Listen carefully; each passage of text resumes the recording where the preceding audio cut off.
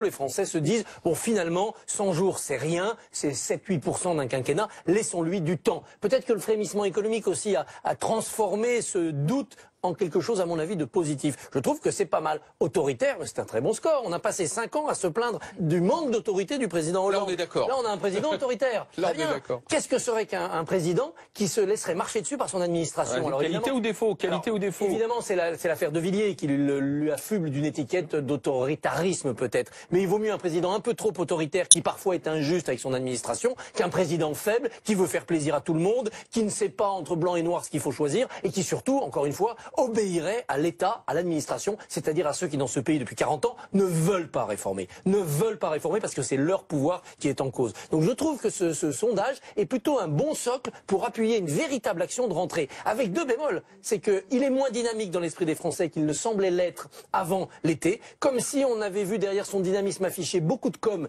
et pas assez d'effet de levier sur la réalité, et puis l'impression qu'il ne veut peut-être pas tant changer les choses, il ne pourra peut-être pas autant changer les choses qu'il l'a dit. Et là, je pense que les délais donnés, ces ordonnances qui arrivent finalement pas si tôt que ça, des réformes qui sont un peu reportées, ça c'est un vrai signe d'inquiétude.